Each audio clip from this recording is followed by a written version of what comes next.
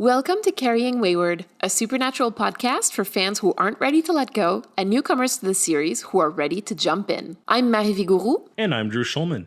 In this episode, we're diving into Supernatural Season 2, Episode 22, Season Finale, All Hell Breaks Loose Part 2. Let's get this show on the road.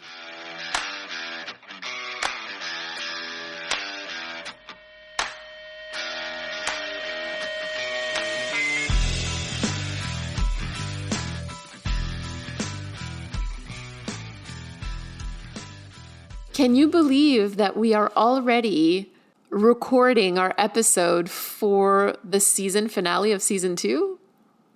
Season 1 just took forever, and Season 2 was like 3 episodes. It's weird, eh? And I feel like especially like the second half of Season 2 went by so quickly. It just flew by. Here we are at the end of Season 2. I guess I now have to compete with the show because I have to give my version of a recap compared to the show's version of a recap, finally. Okay, do you want to go? I have my timer ready here. 3, 2, 1, go. Open on the corpse of Sam. Who knows how long it's actually been? It feels like it may have been a day, even 2 at this point. Dean is just like an emotional mess, and all Bobby wants to do is try to be there for him like a true father. Dean does the obvious thing, makes a deal with a demon at a crossroads, giving up his life minus 1 year on Earth to be with Sam, to revive Sam. We then find out Ellen is okay, which is great. We still have no confirmation on Joe, but confirms that Ash is dead. We then figure out that there's apparently this one spot in the middle of Wyoming that is like no demon can get into, and it looks like Sam, the guy who made the cult, is his name Samuel? Anyways, the guy who made the cult made this place to like keep everything out or keep something in. Dun dun dun dun. There's just a lot of emotional moments with Bobby getting mad at Dean because Dean's an idiot for doing what he did to save Sam. But they go to the cemetery and Jake's there, and Jake decides to side with the demon and opens the gates and nearly kills Ellen, and then they kill him, or at least Sam kills him, and oh my god, is that a very brutal murder. And they fight Yellow Eyes as Bobby and Ellen are closing the gates to hell, and then John's spirit shows up because of course no Winchester can friggin' stay dead, helps them kill Yellow Eye Demon, and they finally kill him. And the end of that original saga is done. John goes away. And time. With 0 seconds remaining. I think that this was the perfect recap. Thank you.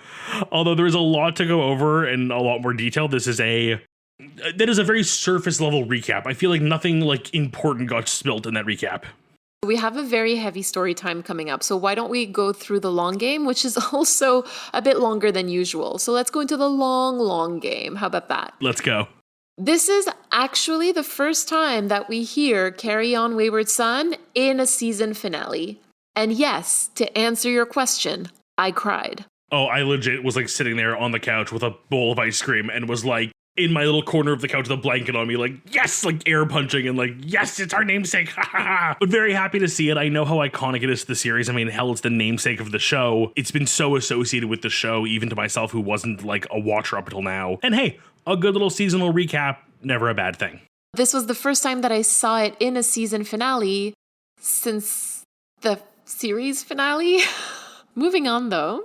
We hear Yellow Eyes use the phrase good little soldier when he's talking about Jake, and next season we'll be hearing that phrase again about one of the brothers. Who do you think it's going to be? I feel that it should be about Sam, but you just made me question this, which is now making me question many things. Okay, let's continue. So Dean makes the deal, right? You've talked about that. And the next season, season 3 is going to revolve around that. And in a way, when I stopped to think about it, when I was watching this episode, it feels like everything that happens onward is literally a direct consequence of that moment. If you were to ask me now, like now that we've seen the demise of Yellow Eyes, what is season 3 going to be? My pitch is going to be the two of them continue their adventure, this time their ultimate goal being find a way to get Dean out of the deal.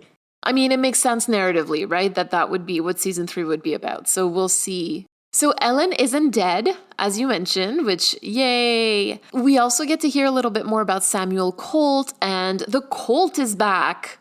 The gun, they got the gun back. I was very worried to see about that, and I now need to go back and do some math and see how many bullets we should have left. I think there's 1 left. Actually, that's not something that I calculated right away, but yeah, definitely a little bit of math to do. I'm not mistaken, the last time we saw it, there were 2 bullets left.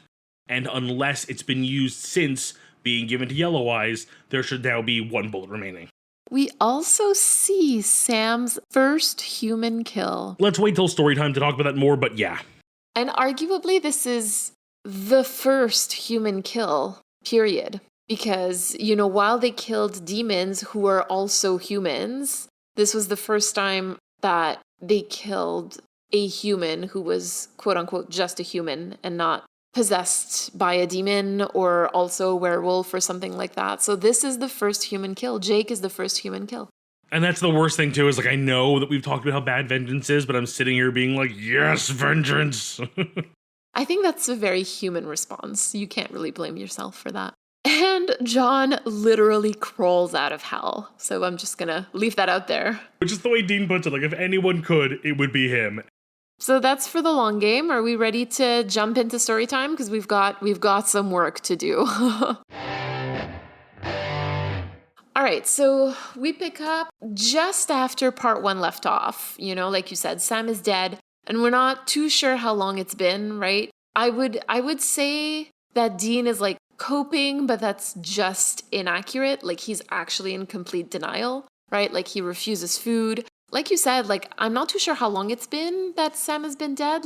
Has it been a day, 2 days, 12 hours? Definitely there's a time. So when Jake actually killed him, it was nighttime. And then in that moment, it's morning. So it's at least been a few hours. I thought it had been at least 12 hours. What did you think? I gotta say, this has gotta be at least day 2, because I feel like within the first 24 hours, Bobby wouldn't be so worried about Dean not having eaten yet. But the coming home with food being you need to eat, that has been hey, you've had your day of grief. It's a new day. You need to start eating something. You can't just keep drinking because that's clearly all you've been doing. Dean, he's making it clear to Bobby that he's contemplating suicide at this point, right? Let it end. I'm done with all of it. Get out and leave me. It's a hard watch, right? You can see, this entire episode, I think, just is so fraught with Bobby trying to be a good parent in both the actions he does take and the actions he doesn't, because I feel like a good parent would not leave their child in such a time, but Bobby also has to draw the line of, I'm not their parent, I can't do that to them, I can't instill myself, I can try my best to fill that role, but they know I'm not and I know I'm not, so it's even harder. I feel like every moment between Bobby and Dean this episode is the most distilled attempt at parenting, and it is beautiful and sad all at once. I don't think Dean knows what it feels like to be parented. Which I think is part of what makes it so hard for Bobby, is he understands that this isn't me filling a parental role, this is me trying to create something new. He's not filling anyone's shoes because John, I don't think, was ever, didn't ever really show him that kind of love and kindness and understanding that Bobby is showing him. When Bobby is trying to do that with Dean just doesn't know how to receive it because he's never been faced with that before. And he tells him, he's not mad at him. He tells him, you know where to find me kind of thing. He's like, okay, you know what? I understand what's happening with you. I'm not angry at you. I still love you. Even if I don't like you, I still love you kind of thing. And I think that that's really powerful. It's unconditional love, right? Again, this is it's parenting 101. Bobby is the best dad. Where is my Bobby is best dad shirt? Oh, merch idea. Put it on the list. So when Dean is talking to Sam's corpse, about their childhood, he mentions something about Sam asking questions at age 5. And one of those questions was where did Dad go? Because, to quote Dean, John would take off for days at a time. Now, if we're doing some quick math, if Sam is 5, that makes Dean what? 9? 9? 9? 9. So just a PSA for John Winchester specifically, you cannot leave a 9-year-old in charge of a 5-year-old in a motel room. That is just not appropriate. I think we have beaten the horse that is John as a poor parent. I don't think we need to rehash it every single time. I think we should just have But he just keeps doing it! I know! No, but I agree with you. Let's not make this repetitive, but at the same time, this is, again, new information. Yeah, no, like asking, like, I think, what does he also say? I think Sam asks, like, why don't we have a mom? As a parent, how do you answer that question? And as a 9-year-old, how do you answer that question? And you know, Sam wasn't asking John these questions. He was asking Dean these questions. Okay, well, you're segueing very nicely into my next thought, which is that Dean is also talking about how keeping Sam safe was always his responsibility, and it should not have been. I think, again, we can all agree on that. It should have been John's responsibility to keep them both safe. It's icing on a poop cake. Poop icing on a poop cake. And he's also talking about how his one job was to keep Sam safe, right? And even as an adult. And I was having a conversation on our Patreon-only Discord. Something emerged in that conversation. This is truly when Dean's mental health on the show starts deteriorating. And I mean, like, he's basically thinking that he has failed at the one thing that he was meant to do on this earth, which was to protect his brother. I want to unpack that a little bit with you. He should never have had to be responsible for Sam's health and well-being as a child. Like, we know that. We've talked about this. But then, even as an adult, he's not responsible for his sibling. Sure, Sam is young, but he's a grown man, and he's been well-trained, and he can take care of himself. So again, not Dean's responsibility. No, I think this falls into two things. I think first is this lingering feeling of having to play the parental role to Sam even in this moment. Not to jump too far ahead, but I think a great example of this is the fact that as soon as Sam does come to from being dead, not only does Dean like excited to see him, obviously, and happy to have his brother back, but they can eat. Not he can eat, they can eat. He has now brought Sam back to the status quo. Things are back to normal. He can begin taking care of himself, even if it is just, I can put food in both our mouths. Oh, that brings me back to that thread about Dean having to feed Sam before feeding himself. Yeah, I think this is a perfect example of that. And then I think the other thing too is, and again, not jumping too far ahead because Sam makes a great comment towards literally the end of the episode regarding this. There is a very fine line between like taking care of somebody and being supportive and protecting somebody, and like the universe actively fighting you. I literally in that moment wanted to sit Dean down and be like, walk me through the events that occurred and what you could have done differently. Your brother is magically whisked away by demons.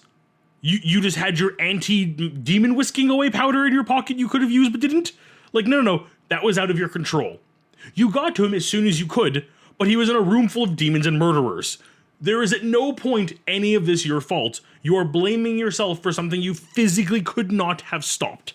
Drew, you are like right on the money, because to me, like the second thing about this whole situation is that even if we accept the premise that Sam is Dean's responsibility, which he is not, in my opinion, the fact that Sam died the way that he did, or that he died at all, it wasn't Dean's fault. Just like you said, like, what was he supposed to do? Like, take him by the hand and never let him out of his sight and just like go to the urinal with him all the time? Like, it doesn't make sense. Like, it's just not realistic. I'm bringing this up also because, like, we've talked in previous episodes about how Dean takes on way more responsibility than he should, you know? Like, I made a joke about, like, oh, the leaves are falling, it must be my fault. But, like, the reality is that we're seeing this in motion right now. This was completely out of his control, and somehow he thinks it's his fault. He's going on and on and on about how he let John down, and now he's letting Sam down. And I am forever amazed and astonished and like defeated by this man's capacity for guilt and shame. Like, it's astonishing, frankly. It's like it was instilled in him at a young age by a terrible parent. Okay, do you want to walk me through a little bit of like how you felt during the conversation between Dean and the Crossroads Demon?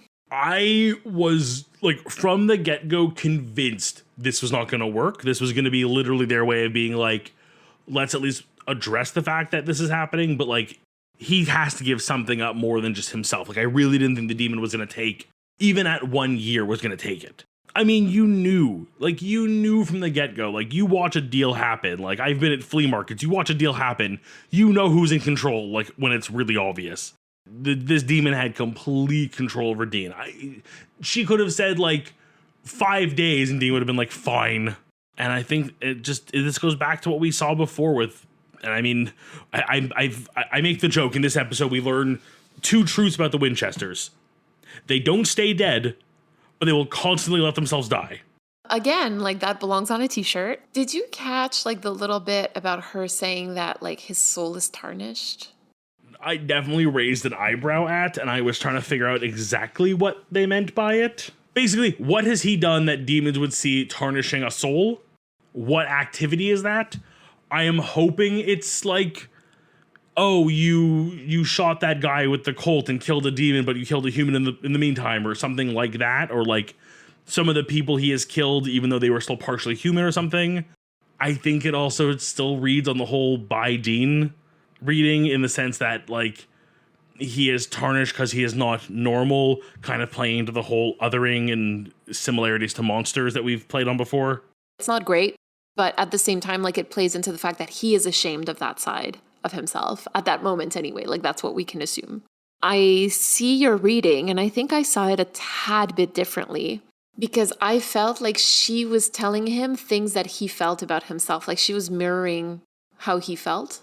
You know how in Faith, you know, it's his heart that's damaged and then it's fixed, you know? So like it was kind of an interesting callback to that. And now we're talking about his soul. You know, the fact that he agrees to 1 year instead of 10 kind of shows how little he values himself. Well, I think Bobby literally says that, doesn't he? That's kind of how I saw it. And I think that those are all valid ways of looking at it. I don't think that his soul is tarnished. I mean, we'll see in future episode if there's anything about that we can kind of read from it. But I think that the only thing that makes his soul tarnished is the fact that he thinks it is.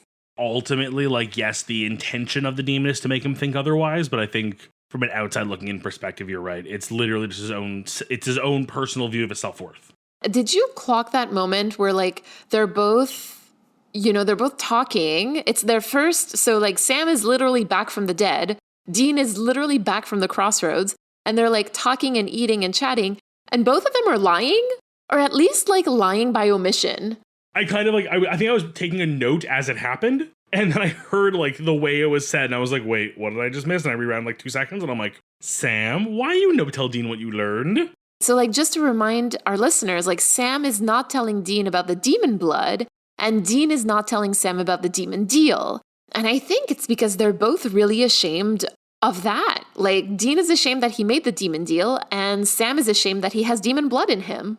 I feel like what Dean did was very like, I feel like it's what Sam would have done for him, and it's what John literally did for him. So it's very like in character, but it also makes sense to not want him to know, to not, you know, put that burden on him of like, I'm going to die in a year, and it's so I could save you. Like, that's a terrible thing to tell someone.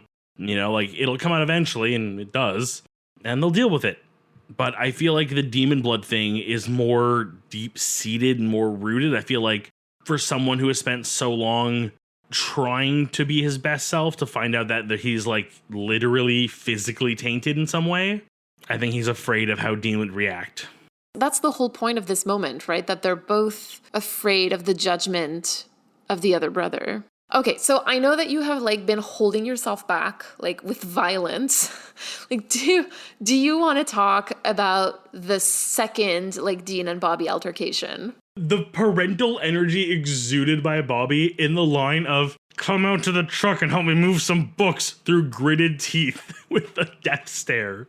The fact that Sam did not pick up on it is like comedic in my opinion. Like, if we want to explain it in universe, I think the whole reason is that he's not used to being parented. Neither of them is. And so to him, this is just like Bobby needing help with his books. I mean, I don't know about you, but I personally found that like this second like moment was even more heartbreaking than the next, than the one before, sorry. Yeah, no, exactly. It feels like it to me, it feels like Bobby feels like he's failed Dean. Oh, true. I didn't even think about that. I feel bad putting this in your brain, but like as a parent, could you imagine your child coming to you and admitting, I don't see value in my life? I would yell. I think I would not be as nice as Bobby was, frankly. I mean, the fact that Bobby was able to hold back at all, I think only comes from the fact that he understands that he is not physically their parent.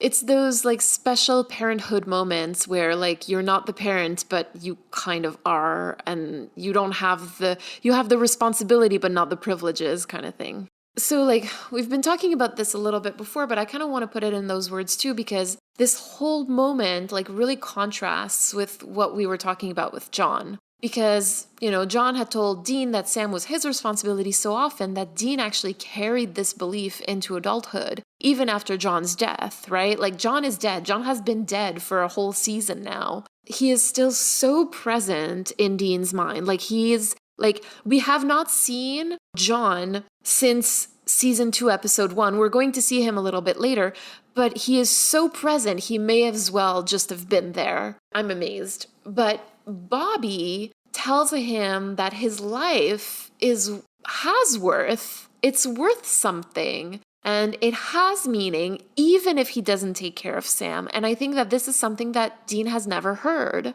I feel you're right. This is like the first time Dean is literally being told, like, you have value in just being you. Like, you don't need to take care of your brother for you to be valuable. It's kind of, I'm going to put it in those words again, but like, it kind of feels like Dean felt like the way to earn his keep with John was to watch Sam. And I really resent that. That's so transactional. I do not like that at all. And, Bobby on his end, like he's devastated, right? Like you've talked about this, like that moment where like he's screaming, like grabbing him by the collar, like touching his face. And it's like he just wants to feel him, like, don't leave, don't go. I know, I felt that too. It felt so parental to me, and it actually did make me think of my own son, because like if I'm near him, like you can be sure that I'm either going to have my arm around him or I'm holding his hand, if he lets me, of course, because he is getting older, and so it's not cool to hold his mom's hand anymore, which is fine. And this is on any given day, and I can't imagine, if I was scared or emotional, like how closely I would hold him,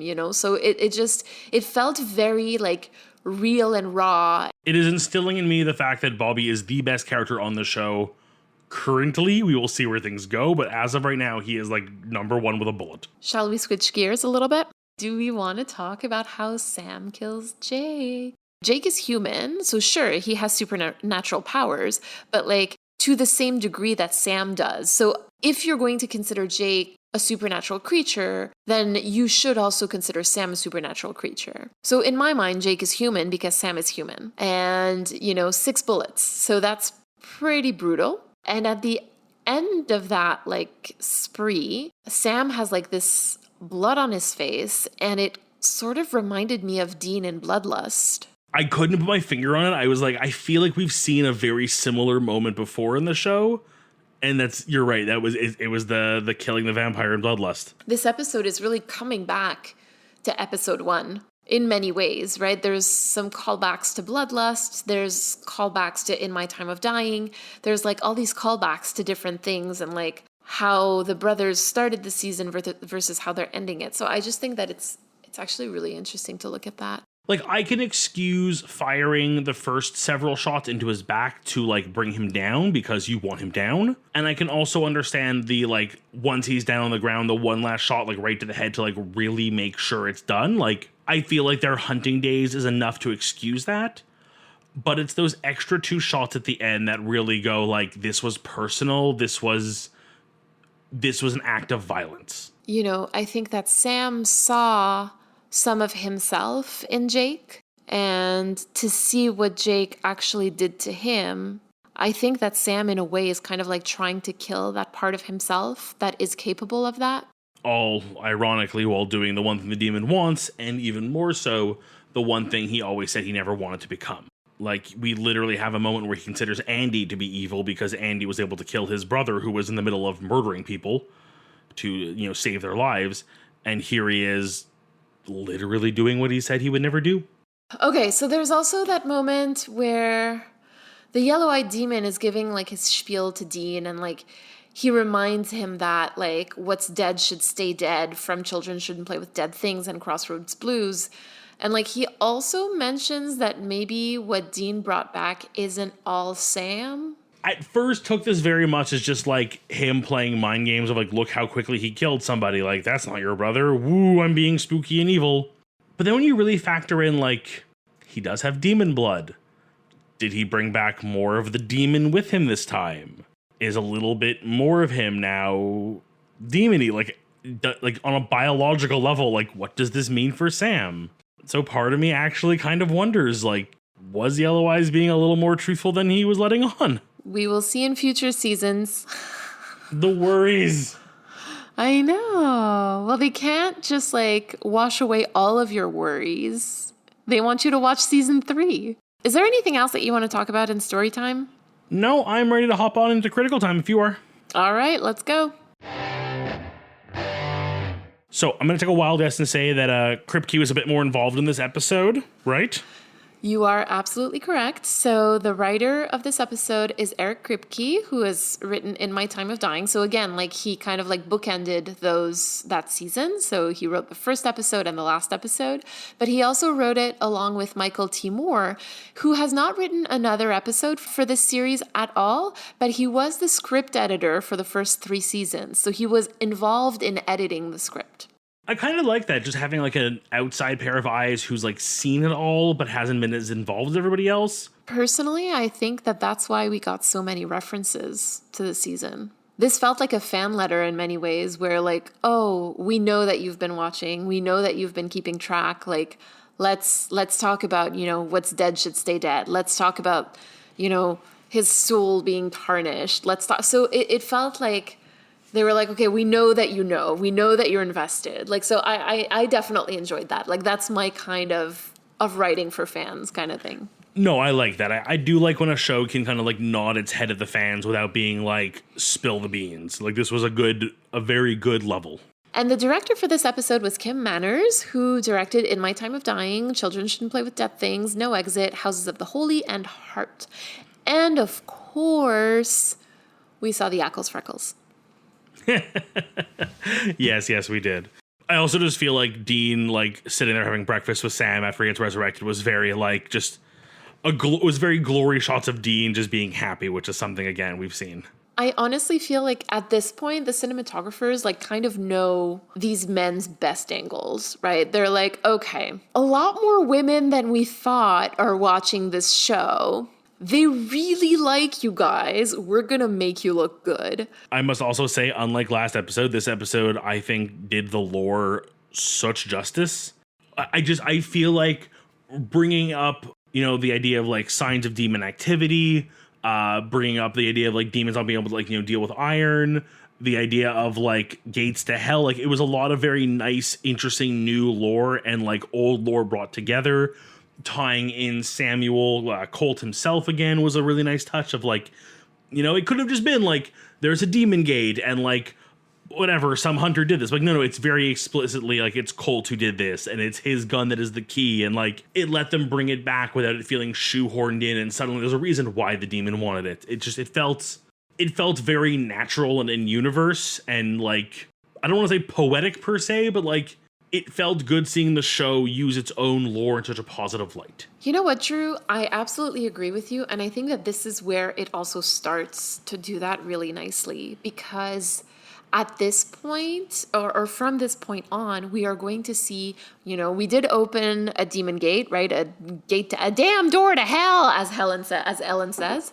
Which I think is probably the best line in that episode. It's a damn door to hell! I will admit, I think in that same vein, one of my favorite moments of the episode that just gave me a chuckle was when they're trying to close the door and it's Sam and Bobby, and Sam sees Dean and runs over, and Bobby's just like, ah! This door. It's just such a moment of like, you really were helping me here, but I guess, go save your brother. I'll just, close the door to hell to myself, apparently. It just felt very like... It felt like, honestly, if we're going back to the Bobby as a father, it's like when a father and son want to do something together, like, oh, we're gonna build this like barbecue together, and then like 3 seconds in, the son's like, yeah, I'm done with this, and goes to like, play in the hammock and watches you as you do all the work. They did open the damn door to hell, meaning that at this point we are going to see we can assume that we're going to see a lot more demons from now on. The lore is going to be a lot more consistent from now on when it comes to demons. A lot of demon lore does come from Christianity and Christian tales, so it's a lot less culture to accidentally or intentionally appropriate, and might lead to some more interesting lore talk in the future as we get the chance to. Let's see what the community has to share with us. This week, we have a tweet from Thomas Ray. Thomas Ray writes, "Feels like this is the perfect thing to bring up what I would ask if I sent a voicemail. I never send any because I have a terrible stutter when I start talking. But what I would ask is, what episode are myself and Mary looking forward to talking about the most?" Thomas goes on to respond, "I know for me the episode I can't wait to hear one day are Sacrifice, Swan Song, When the Levee Breaks, The Executioner Song, and Lebanon."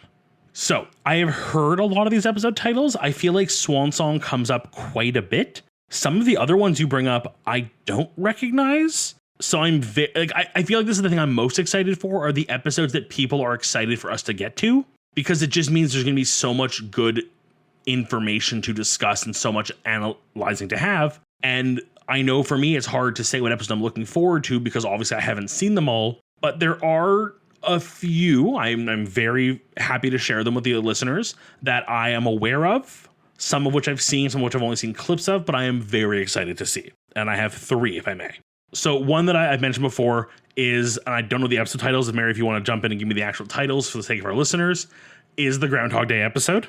Oh, yes. That's the mystery spot. Yes, that is one of those ones that I did see, and I think I've actually watched multiple times because it is just so funny. But it's so good. Like, I'm a huge fan of Groundhog Day. So that trope for me in any media just works. When it's done well, is just beautiful. I am very excited for, and Mary's aware of this, so I've made it very clear to her, when we get to the Scoobyverse. Oh, I believe yes. it's a Scooby Natural, I believe is the episode. Yep, there you go. And there's another episode that I did see way back in the day when it originally aired, and I can't remember much about it, except that the entire episode is in black and white. And it's all the famous old movie monsters. Monster movie. The fact that I know these titles off by heart is quite alarming, frankly. But on top of those 3, I know there's a lot of other episode titles I've heard thrown around quite a bit. So I'm very excited to get to those ones. Not because I'm like anticipating them, but because I want to know why everyone's so excited for us to get there and discuss them. So Mary, what are your, I don't know if you want to give a top 3 like I did, or if you have any specifics, but like where are the ones on your radar you really can't wait to watch together? Each and every episode is really special in so many ways, but you know, if I can go with like some of the ones that Thomas Ray has mentioned, because I think that they're also really good, like Swan Song will be devastating to watch. Actually, all of the ones that he picked out are pretty devastating, if I'm being honest, but they're all really good episodes. Like Swan Song, When the Levee Breaks, Executioner Song like destroyed me, and Lebanon is very polarizing in the fandom. Like some people, you either love it or hate it. I really liked it, not for the reasons that people think I did, but I actually because I know like people are going to get mad if I say that I loved it, but I swear, like I loved this episode, not for the reasons people think. And I cannot wait to dive into it with you because there's so much in there that's really good and juicy about it. Like, anyway. But if I have to think about a couple of them, so I would say Baby, probably, because that one is amazing. And it's got to do with like perspective and narration. Who's the narrator? Is the narrator reliable? Like it asks a lot of questions, I find, about the show. The Man Who Would Be King is like the episode that changed my perspective on the show. So I am very excited to get there. Okay, well, if we're going in the same like devastating and sad vein, I will say Red Meat. Red Meat. What a title. Yep. What a title. Yep. Let's do that one. That one is devastating as well. Okay, so between you and Thomas, we got devastating, emotional, and polarizing. And I chose Scooby-Doo, black and white monster movie, and a parody of Groundhog Day. Very different priorities, I think, but... well, I mean, you know, but Baby is also, like, humorous in many ways. And also, I will say, I think, like, your description of Lebanon, again, I have, like, zero knowledge. Like, even when you say Lebanon, I'm like, I don't assume you mean the country. So, like, I can't understand what this title could even be related to. For me, I love hearing an episode is polarizing and not knowing why, because then going into it, I think I go in with a very open mind of like, I'm going to get information and then I have to kind of process, is this information that the community on a whole likes or dislikes, or why is it polarizing? And that like really, it seems like it'd be cheating to know that in advance, but I think it makes me analyze that episode very differently, and I'm very excited to get to those ones. We've named a lot of episodes. What about you guys? What are your episodes that you're excited for us to get to? Whatever you're excited for or not excited for, let us know. We did bugs. We've hit the lowest rung already, so...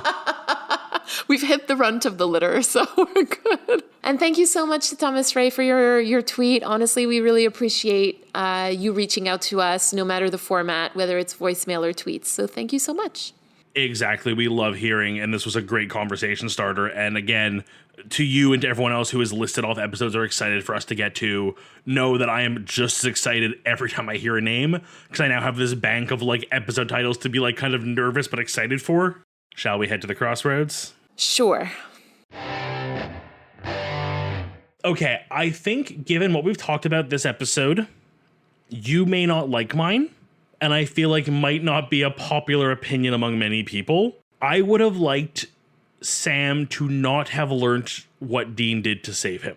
I think I would have liked this lingering anxiety of him not knowing, or just like it kind of being Dean's secret to hold on to, and kind of have us go into this next season with both brothers on this really good, healthy relationship, knowing that both are hiding something from the other, what Dean did to revive Sam, or that he had to even revive him in the first place, and the demon blood secrets and the everything he learned from Yellow Eyes.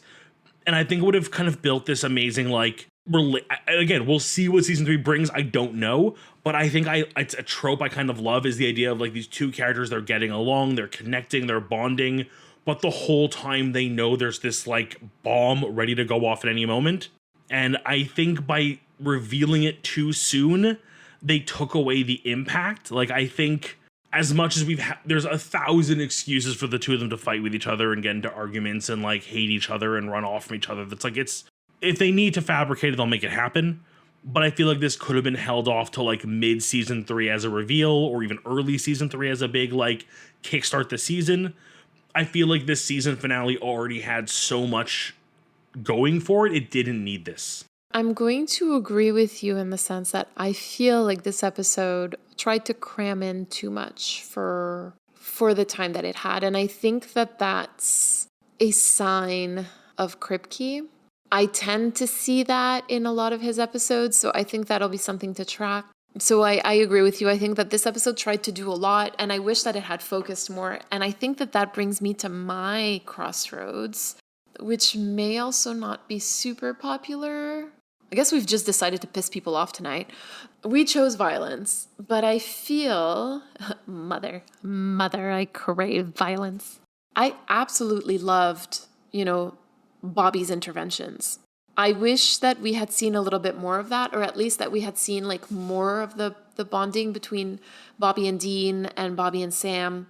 And I feel like in a way, Ellen being there kind of took away from that. So if I had to make a deal, it would be so that we don't see Ellen in this episode, and that we see her maybe like next episode instead, like in the first episode of season 3. Ellen's involvement in the story was very unnecessary. I feel like even the information she brought forward from Ash, which was what I asked for last time, was kind of unnecessary. I feel like just the information that Bobby had was enough to kind of figure out what they were doing. I think that brings me to like this whole idea. It feels like she was there, but I'm not sure what her narrative purpose was. Okay, so she acts as the messenger for Ash. We didn't need it in the end. She acts as just proof that she survived this incident. Could have been done with a phone call, or just some way of like, secondhand informing us, or like you said, show it next season. And then third, she's the one who gets, control to put a gun to her head. Could have been Bobby. So I think that would be my my crossroads deal.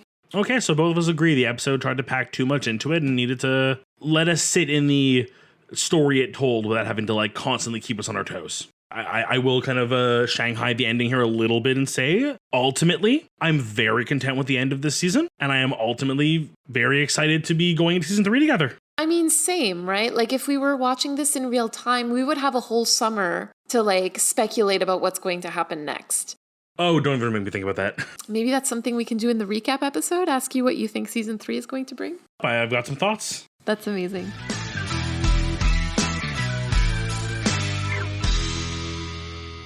You've been listening to Carrying Wayward, a supernatural podcast produced by Rachelle Castellano, hosted by Marie Vigouroux, and myself, Drew Schulman. Thank you to our bunker patron Katira for her generous support. This week, we'd like to thank Thomas Ray for his message. Help us keep the conversation going. You can send us a voice recording at carryingwayward@gmail.com. Follow us on Twitter, Instagram, TikTok, and YouTube using @carryingwayward. And don't forget to leave us a rating and review on Apple Podcasts. And don't forget to join our Patreon for perks and extra content. Our October live event will be a live watch of Bad Day at Black Rock on October 28th. You can use the link on all of our social media bios or go directly to patreon.com/carryingwayward. Until next week. Carry on, our wayward friends.